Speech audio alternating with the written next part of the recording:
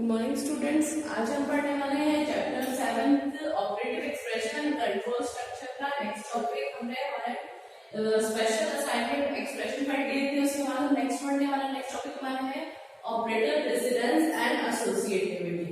Associativity और precedence होता है क्या? प्रेसिडेंस होता है जब हमारा कोई एक्सप्रेशन अगर एक ही एक्सप्रेशन के अंदर अगर हमारे पास बहुत सारे ऑपरेटर यूज हो और ऑपरेट यूज हो तो वो किस तरह से अपने आप को सॉल्व करेंगे। जैसे हमारे मैथ्स में होता था कि हमारे पास एक मॉडुलस रूल होता था कि पहले ब्रैकेट सॉल्व होगा, फिर मल्टीप्लिकेशन, डिविजन, फिर बाद में आपके प्लस माइनस।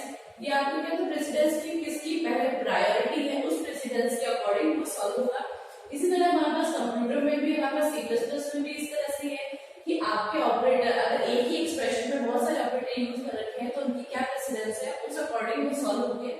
तो ये प्रेसिडेंसी का है कि हमारे पास जो ऊपर है हमारे पास सबसे पहले उसकी प्रेसिडेंसी ज्यादा है और जैसे जैसे हम नीचे आते जाएंगे इस टेबल के अंदर वैसे प्रेसिडेंसी आपकी कम होती जाएगी। ठीक है।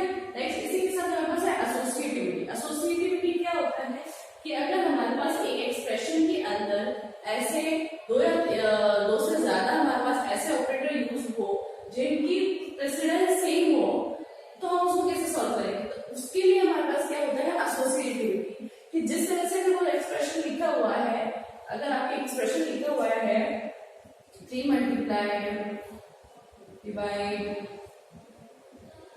के प्लस 1 माइनस 2 इस तरह से लिखा हुआ है, अगर हम इसको सॉल्व करेंगे तो हमारी जो प्रेसिडेंसी है ये सेम है, ये सेम है। तो इस तरह से कि कौन सा हम पहले सॉल्व करेंगे तो हम ये दिखेंगे कि प्रेसिडेंसी के लिए हमारे पास एक तो लेफ्ट टू राइट मतलब हमारे पास सॉल्व होगा लेफ्ट टू राइट। यहाँ एल को आर लिखा है ना, लेफ्ट टू राइट हमारे पास जो भी अगर हमने एक्सप्रेशन लिखा है वो सॉल्व होगा स्टार्ट हमारे पास लेफ्ट टू राइट और दूसरा है हमारे पास राइट टू लेफ्ट हो सकता है जिसके लिए हमारे पास सिर्फ 2 है। जैसे हमारे पास यूनिटरी आपके हैं type size of new delete, ये आपके जो राइट टू लेफ्ट है। नेक्स्ट हम इसमें देखेंगे हमारे पास सबसे पहले कौन सा एक्सप्रेशन जो नेक्स्ट फर्स्ट हमारे पास है स्कोप रेजोल्यूशन वाला है, स्कोप वाला है। तो आपके ये ऑपरेटर यूज किया था हमने जो हमारे पास जो क्लास के जो ग्लोबल आपके डेटा टाइप्स थे उनको मतलब एक्सेस करने के लिए काम में आया था। ये सब चीजें हमारे पास है। फर्स्ट उसमें स्कोप रेजोल्यूशन ऑपरेटर है। नेक्स्ट वाले जो उसमें है इसके नेक्स्ट हमारे पास प्रेसिडेंस में है हमारे पास एरो का साइन जो हमारे पास हमने इसमें यूज किया था, लिंक लिस्ट में यूज किया था मैंने। नेक्स्ट में उसके एड्रेस को आपको इंडिकेट करने के लिए आपके ब्रेसेस हैं, आपके क्लस्टर्स ऑपरेटर्स हैं। ये यूनिटरी और बाइनरी ये आपके हैं, प्लस माइनस है आपकी यूनिटरी प्लस माइनस है और यहाँ पे भी आपके देखो नीचे यहाँ पर आपके यहाँ पे प्लस माइनस है। ये प्लस माइनस आपके जो मैथमेटिकल्स है ये वाला प्लस माइनस यूनिटरी है। इससे मतलब एक ही इसमें क्या होता है जो ऑपरेंड होता है जिसके ऊपर हम ऑपरेंड भी यूज कर रहे हैं उसमें ये 1 होता है और उसमें ऑपरेटर भी क्या होता है आपकी 1 होता है। ऑपरेटर और ऑपरेंड क्या होता है यूनिटरी में 1 होता है और एक होता है हमारे पास बाइनरी। इसके अंदर क्या होता है हमारे पास ऑपरेंड तो क्या होते हैं 2 होते हैं, ऑपरेंड हमारा 2 होने चाहिए और ऑपरेटर इसके अंदर क्या होता है 1 होता है। ठीक है। इसमें डिफरेंस है। एक एग्जांपल के थ्रू हम समझते हैं कि हमारे पास जो ऑपरेटर यूज किया हुआ है अगर उसको प्लस a करती हूँ तो इसका मतलब इंक्रीमेंट हो रहा है या फिर हमने कहा था कि कंपाउंड जो स्टेटमेंट्स होते हैं वो यूज करते हैं उसके साथ जो प्लस a होता है तो उसके हमारे पास इस तरह से यूज कर सकते हैं। पर जब हमारे पास बाइनरी की बात आती है इसके अंदर क्या यूनिटरी में हमारे पास एक ही ऑपरेटर है प्लस a हम उसको एक ही ऑपरेटर है और एक ही हमारे पास ऑपरेंड है, ऑपरेंड एक ही है। पर जब हम बाइनरी की बात करते हैं तो इसके अंदर ऑपरेंड क्या होते हैं 2 होने चाहिए। जैसे हम a प्लस b लिखते हैं तो हमारे पास ऑपरेंड कितने हैं 2 है ऑपरेंड और ये ऑपरेटर जिसपे हमें काम कर रहे हैं प्लस हमारे पास ऑपरेटर है उस पर यूज कर रहा है। तो हमारे पास इसलिए कह सकते हैं कि हमारे पास के अंदर क्या है 2 ऑपरेंड होते हैं और 1 ऑपरेटर होता है। और यूनिटरी में क्या हमारे पास होता है प्लस 1 जिसे हमारे पास c पे यूज करते हैं इसलिए इनको अलग अलग डिफाइन किया है। ये हमारे यूनिटरी अगर हमारे पास प्लस माइनस है तो उनकी हमारे पास प्रेसिडेंस क्या है ज्यादा होती है और प्लस माइनस के बदलते हैं। नेक्स्ट हमारे पास है यूनिटरी एंड है हमारे पास एंड का साइन टाइप है हमारे पास type size of type casting पड़ी थी।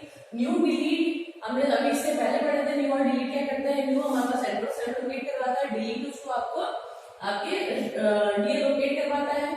ये हमारे पास क्या होता है हमारे पास राइट टू लेफ्ट होता है। ये जो प्रेसिडेंस होती है ये राइट से शुरू होती है। अगर आपके एक ही एक्सप्रेशन में आएगा तो वो राइट से लेफ्ट आपको कंट्रोल उसको एग्जीक्यूट करेगा।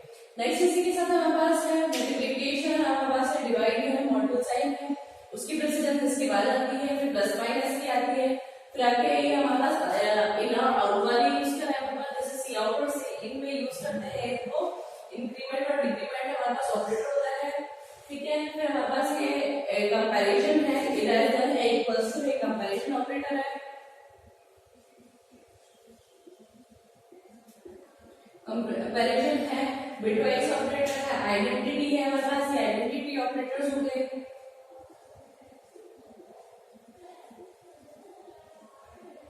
ये हमारे पास एंड और ये हमारे पास लॉजिकल हमारे पास जो हमने यूज किए थे, जैसे हम कंडीशन यूज किए थे हमारे लॉजिकल और रिलेशनल ऑपरेटर में, तो ये एंड का साइन और का साइन हमने दो कंडीशन को एक साथ चेक करने के लिए एंड और का साइन, एंड का साइन दोनों कंडीशन ट्रू होनी चाहिए और भी होता है कि कोई सी भी कंडीशन ट्रू हो तो हमारे पास पूरी कंडीशन को ट्रू मानते हैं।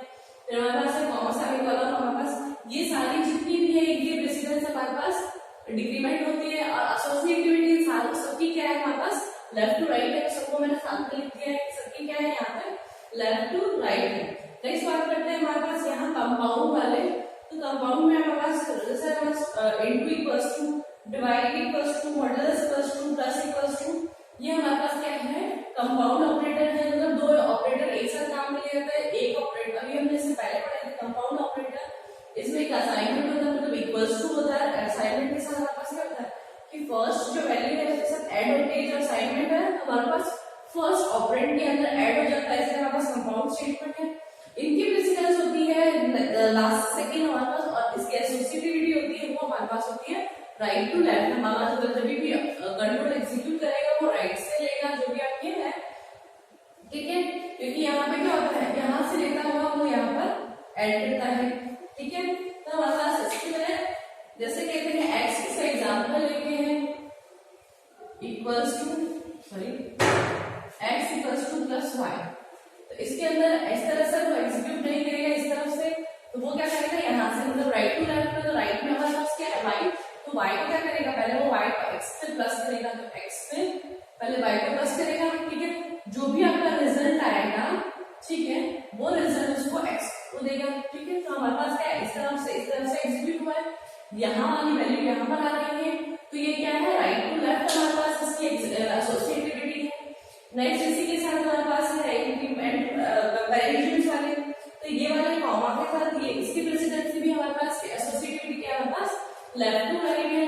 इसको आपको प्रेसिडेंसी और एसोसिएटिविटी के अकॉर्डिंग आपके एक्सप्रेशन कंप्यूटर आपको सॉल्व करके देता है। इसी के साथ हमारा नेक्स्ट जो टॉपिक है वो है हमारे पास कंट्रोल स्ट्रक्चर। सो हमारा नेक्स्ट टॉपिक है हमारे पास कंट्रोल स्ट्रक्चर। तो कंट्रोल स्ट्रक्चर क्या होता है कि जिस तरह से हमारा कंट्रोल किस तरह से हमारा काम करता है हमारे प्रोग्राम्स में, उसको देखते हैं। कंट्रोल स्ट्रक्चर तो हमारा तीन तरीके के हमारा सीक्वेंस स्ट्रक्चर है, सिलेक्शन स्ट्रक्चर है, लूप स्ट्रक्चर है। बात करते हैं जो भी कंट्रोल स्ट्रक्चर होते हैं हमारे पास, सबसे पहले तो क्या सीक्वेंस के सारे ही बेसिक स्ट्रक्चर होते हैं। इसमें फर्स्ट हम जो सीक्वेंस स्ट्रक्चर देख रहे हैं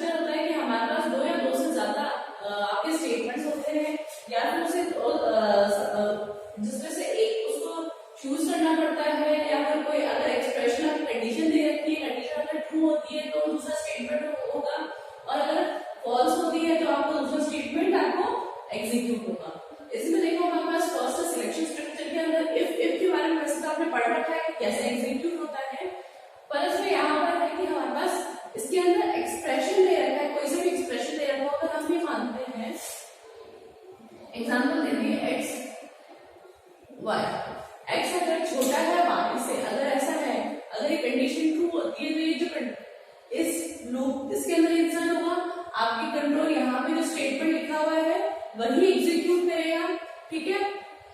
वो एग्जीक्यूट करने के बाद वो प्रोग्राम से बाहर आ जाता है, आपके उसमें फंक्शन से या फिर इफ लूप से बाहर आ जाता है। अगर ये है condition x less than y, अगर कंडीशन हमारे पास फॉल्स हो जाती है, x अगर छोटा नहीं बड़ा हो जाए, x ग्रेटर देन y होता है, तब क्या होता है, वो इस लूप में आप कंट्रोल एंटर नहीं करता है, इसको वो स्किप कर देता है। और इसके बाद आपका जो स्टेटमेंट है या जो भी आपने दूसरा कोई आपने लूप दे रखा है, कुछ भी आपने यहाँ पे जो भी इसमें आपकी नेक्स्ट जो लाइन होगी वो आपको वो रीड करेगा, इस लूप के अंदर वो नहीं आएगा कंट्रोल। इस तरह से क्या हमारे पास एक्सप्रेशन सिलेक्शन में क्या होता है, हमें सिलेक्ट करना पड़ रहा है, हमें या तो ये एग्जीक्यूट करना या फिर एग्जीक्यूट करना पड़ता है, इसलिए हमें क्या सिलेक्शन, हमें सिलेक्ट करना पड़ रहा है। तो हमें एग्जीक्यूट को, अगर हमारे पास ट्रू है तो ये स्टेटमेंट आपका एग्जीक्यूट होगा, और अगर फॉल्स है तो ये आपका स्टेटमेंट एग्जीक्यूट होगा। इसी सिलेक्शन स्ट्रक्चर के अंदर हमारे पास नेक्स्ट है if else statement. If else statement हमारा इफ का एक्सटेंशन है, या हम मानते हैं इफ के अंदर हम बहुत सारे नेस्टेड लूप यूज करते हैं, नेस्टेड इफ के अंदर हम नेस्टेड इफ यूज कर सकते हैं, ठीक है। नेस्टेड इफ मतलब एक इफ के अंदर दूसरा इफ, फिर तीसरा चौथा, ऐसा आपको बहुत सारे इफ आप एक इफ के अंदर यूज कर सकते हैं कंडीशन के थ्रू, ठीक है। नेक्स्ट हम देखते हैं इफ एक्सप्रेशन। अगर हमारे पास कोई एक्सप्रेशन दे रखी है, ठीक है, अगर वो ट्रू होती है तो वो इस कंडीशन को, इस स्टेटमेंट फर्स्ट को एग्जीक्यूट करेगा, ठीक है। एग्जीक्यूट करने के बाद वो एल्स वाले स्टेटमेंट पे, ये स्टेटमेंट आपको एग्जीक्यूट नहीं करेगा, वो यहाँ नहीं आएगा, आपका कंट्रोल स्टेटमेंट जो है बाहर आ जाएगा, इस एल्स के भी बाहर आ जाएगा, सिर्फ ये एग्जीक्यूट करेगा। ट्रू होने पर ये नहीं देखेगा, वो यहाँ आएगा ही नहीं, कंट्रोल आपका यहाँ आता ही नहीं है, ठीक है। और अगर यह कंडीशन आपकी फॉल्स हो जाती है, फॉल्स होने पर वो कंट्रोल यहाँ ना आके फर्स्ट स्टेटमेंट को रन नहीं करेगा, आपको एग्जीक्यूट नहीं करेगा, वो कहाँ आएगा, आपके एल्स स्टेटमेंट में आएगा। एल्स स्टेटमेंट को आपको, आपके स्टेटमेंट 2 को आपको एग्जीक्यूट करके बताएगा, ठीक है। आपके या तो ये होगा या ये होगा, अगर कंडीशन 2 है तो ये, नहीं तो ये होगा। और अगर यहाँ एल्स के बाद हमारे पास और कुछ स्टेटमेंट लिखा हुआ हो, जैसे मान लेते हैं हमारे पास और स्टेटमेंट 3 रखा हो, तो क्या होगा, अगर हमारे पास ट्रू होती है तो पहले क्या है, फर्स्ट वाली को ट्रू हो गई तो फर्स्ट वाली में इसमें रुक जाएगा, एल्स वाली को स्किप कर देता है, छोड़ देता है, ठीक है। फिर ये फर्स्ट एग्जीक्यूट करने के बाद ये हमारा थर्ड वाला का एग्जीक्यूट होगा, क्योंकि वो पूरा क्या इफ एल्स से लूप से बाहर है स्टेटमेंट, इसलिए क्या हमारे पास ये वाला एग्जीक्यूट करेगा। जब बात आती है एक्सप्रेशन ट्रू ना होके फॉल्स आने पर, तो क्या ये इफ वाले पार्ट को स्किप कर देगा, एल्स वाले पार्ट को एग्जीक्यूट करेगा। एल्स वाले पार्ट को एग्जीक्यूट करने के बाद हमारे पास इफ वाले लूप से बाहर आने के बाद यहाँ पे जो आपका जो भी प्रोग्राम में आगे नेक्स्ट आपकी जो स्टेप लिखी हुई है वो उसको एग्जीक्यूट करेगा या फिर वो उसको कंसीडर करेगा। इसी के साथ हमारे पास इसी के अंदर एक और है स्विच केस आता है, सिलेक्शन स्ट्रक्चर के अंदर स्विच केस, ठीक है। इस तरह से लिख रही हूँ, हमारे पास आता है स्विच, इसमें आपका एक्सप्रेशन लिखा हुआ होता है,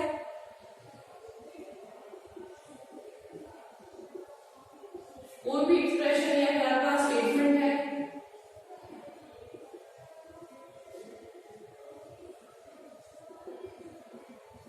इसमें ब्रेक यूज करते हैं हमारे पास केस वाले में, स्विच केस में ब्रेक यूज करते हैं, केस 2 स्टेटमेंट 2, यहाँ पे वन अगर स्टेटमेंट अगर हमने एग्जीक्यूट किया, ब्रेक स्टेटमेंट लिया, फिर केस 3, फिर स्टेटमेंट। आपके बुक वाला ही एग्जांपल ले रही हूँ ताकि आपको अपने बुक में देख सके, ठीक है। ब्रेक कर दिया, फिर नेक्स्ट है डिफॉल्ट स्टेटमेंट,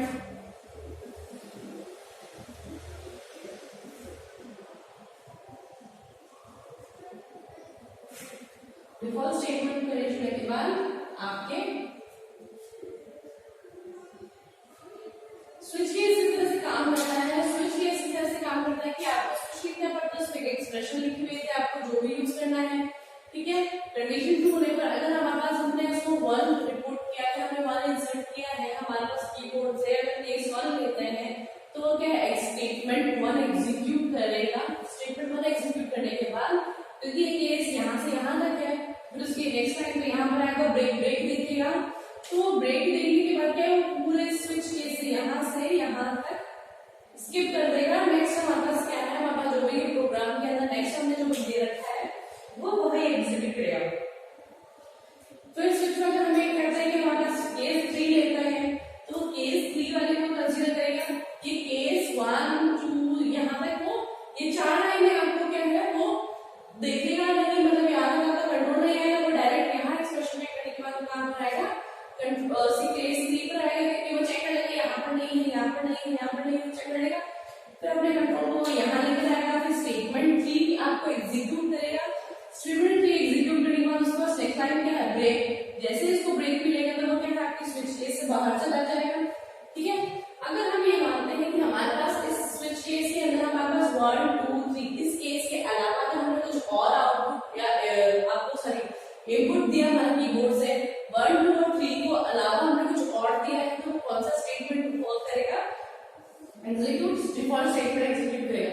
मतलब आपकी ये वाली कंडीशन 3 कंडीशन अगर आपको वो एकदम सेटिस्फाई नहीं करती है, जो लास्ट होती है आपके डिफॉल्ट स्टेटमेंट आपको वो एग्जीक्यूट करेगा स्विच केस का, फिर वो आपसे एग्जिट हो जाएगा। स्विच केस में ये होता है कि आप इसमें कितने भी केस लगा सकते हैं, आप जितने चाहे उतने केस लगाए, उसको उतना स्टेटमेंट लिख के, सिंगल स्टेटमेंट में जरूरी नहीं है आपकी सिंगल स्टेटमेंट, इसमें आपकी मल्टीपल स्टेटमेंट आप उसके अंदर रख सकते हैं। आप ब्रेक आप उसमें यूज करें ताकि आपके जब भी केस आपको फर्स्ट केस अगर आपको जिसमें केस ट्रू हो जाता है वो एग्जीक्यूट होने के बाद आपको उस केस से बाहर लेकर आए। ठीक है, ये आपकी टर्मिनेशन कंडीशन होती है। नेक्स्ट हमारे पास इसी के अंदर है लूप स्ट्रक्चर। दो स्ट्रक्चर पढ़ लिए, सिंपल स्ट्रक्चर था एक हमारे पास और एक सीक्वेंस स्ट्रक्चर था, एक सिलेक्शन स्ट्रक्चर था। नेक्स्ट हम पढ़ेंगे लूप स्ट्रक्चर क्या होता है। सो हमारा नेक्स्ट इसमें है लूप स्ट्रक्चर। थर्ड पॉइंट हमारे पास जो हमने लूपिंग पढ़ी थी, वैसे आप लूपिंग पढ़ चुके हैं, फोर स्टेटमेंट किस तरह से काम करता है। ठीक है, हमारे पास लूपिंग के अंदर हमारे पास फोर स्टेटमेंट है, व्हाइल और डू व्हाइल है। ठीक है, और भी लूपिंग आपके पास है। नेक्स्ट हम इसमें लूपिंग में देखते हैं कि हमारे पास फोर स्टेटमेंट किस तरह से आपको लिखते हैं। फोर स्टेटमेंट इसमें इनिशियल वैल्यू लिखते हैं, इनिशियल वैल्यू के बाद हमारे पास कंडीशन लिखते हैं, कंडीशन के बाद हमारे पास इंक्रीमेंट या फिर डिक्रीमेंट आपको जो करना होता है। आपको जैसे हमारे पास लिखो example 4 i less than i equals to 0, मैंने i को इनिशियल लिखा दी, इनिशियल वैल्यू मतलब इवन i की जो फर्स्ट वैल्यू मेरे पास क्या आई थी 0, i की वैल्यू मेरे पास फर्स्ट क्या है, इनिशियल वैल्यू 0 है। फिर क्या मैंने कंडीशन चेक करवानी है, तो हमारे पास i लेस देन 5। ये लूप कहां तक चलेगा, i लेस देन 5 तक, मतलब 5 इक्वल्स टू 4 तक होगा, तब तक ये कंडीशन आपकी ट्रू होती रहेगी और आपको ये लूपिंग कितने बार चलेगा, 5 टाइम्स चलेगा। इंक्रीमेंट हमारे पास है, तो इंक्रीमेंट लिख सकते हो यहाँ पर i प्लस प्लस लिख सकते हो, i माइनस माइनस आपके अगर आपने i प्लस प्लस लिख रही हूँ, इंक्रीमेंट लिख रही हूँ, क्योंकि हमारे पास क्या है i की वैल्यू 0 दे रखी है, तो मुझे क्या i की वैल्यू को बढ़ाना, i 1 हो जाएगा, फिर 2, फिर 3, फिर 4। अगर मैं इसको डिक्रीमेंट लिखती, i माइनस माइनस लिखती, अगर यहाँ पर i माइनस माइनस लिखती, तो मैं इसको वैल्यू क्या करती, i इक्वल्स टू 5 देती, 5 की वैल्यू देती, और i जब तक हमारे पास उसको 0 नहीं आ जाती। ठीक है, इस तरह से कंडीशन उसको चेक करवाती है, तो माइनस माइनस में डिक्रीमेंट में आता है। तो हम ये देखते हैं कि हमारे यहाँ पे क्या है, इंक्रीमेंट और डिक्रीमेंट दोनों फंक्शन में काम करते हैं। आई की वैल्यू पहले वो स्टेटमेंट 0 लेगा, फिर से कंडीशन चेक करेगा कि आई लेस देन है, ठीक है, ट्रू हो गया, तो ट्रू होने के बाद वो स्टेटमेंट को आपको एग्जीक्यूट करके बताएगा। फिर उसके बाद ये वाली चीज आपको कंट्रोल यहाँ बाहर आएगा, इंक्रीमेंट i प्लस प्लस। आप इस i प्लस प्लस को यहाँ पे ना लिखिए, यहाँ पे लिख सकते हैं i प्लस प्लस। तो हमारा इंक्रीमेंट क्या होता है, हमेशा इस कंडीशन चेक करने के बाद आपका जो स्टेटमेंट होता है उसको एग्जीक्यूट करके फिर आपका इंक्रीमेंट होता है। फिर इंक्रीमेंट i प्लस प्लस मतलब i प्लस 1 हो जाएगा। नेक्स्ट वापस से वो चेक करेगा, ठीक है, कंडीशन चेक करेगा, i लेस देन 5 है, लेस देन 5 होने से हमारे पास क्या जाएगा, वापस स्टेटमेंट एग्जीक्यूट करेगा, फिर i प्लस प्लस हो गया। ऐसे तो क्या आपको 5 टाइम्स रन करके बताएगा आपका फॉर स्टेटमेंट्स। ठीक है, नेक्स्ट हमारे पास स्टेटमेंट है, इसमें स्टेटमेंट व्हाइल वाला। व्हाइल फंक्शन में क्या होता है, व्हाइल हमारे पास जो भी कंडीशन होती है, कंडीशन में हमारे पास ट्रू है कि नहीं है, जो भी हमने कंडीशन दी है वो आपको चेक करेगा, ट्रू है तो वो स्टेटमेंट आपको एग्जीक्यूट करेगा, नहीं तो नहीं करेगा। ठीक है, नेक्स्ट हमारे पास इसी के अंदर डू व्हाइल है। डू व्हाइल के अंदर क्या होता है, व्हाइल और डू व्हाइल के अंदर हमारे पास डू व्हाइल में हमारे पास जो स्टेटमेंट होता है वो फर्स्ट पहले एग्जीक्यूट होता है, एक बार तो उसको एग्जीक्यूट करेगा ही आपका, चाहे आपकी वो स्टेटमेंट जो आपने कंडीशन लगाई है वो फॉल्स ही क्यों ना हो, पर उसको कब एक बार स्टेटमेंट आपको एग्जीक्यूट करके आपको वह स्टेटमेंट लिखेगा। फिर हमारे पास नेक्स्ट है, वापस इसकी क्या कंडीशन बाद में चेक करेगा। अगर कंडीशन ट्रू होगी तो वो वापस से स्टेटमेंट में जाएगा। कंडीशन जब तक ट्रू रहेगी तब तक आपका ये लूपिंग चलती रहेगी। इसी तरह से ये व्हाइल कंडीशन में भी अगर ट्रू हुआ हमारे पास तो ये कंडीशन आप अपने आप को तब तक एग्जीक्यूट करेगी जब तक कि वो फॉल्स ना हो जाए, तब तक हमारे पास व्हाइल और डू व्हाइल हमारे पास टर्मिनेट ना हो जाए। टर्मिनेशन कंडीशन होती है कुछ ना कुछ हमारे एक लूपिंग के अंदर। अगर आप टर्मिनेट कंडीशन नहीं होती है हमारे पास तो हमारे पास क्या होता है, एरर आता है, हमारे पास वार्निंग्स आती है। तो हमारे पास प्रोग्राम में कोई कॉम्प्लिकेशन ना आए इसलिए हमेशा एक टर्मिनेशन कंडीशन तो होती है। हमारे पास ये सारी लूपिंग्स है, आप जानते हैं।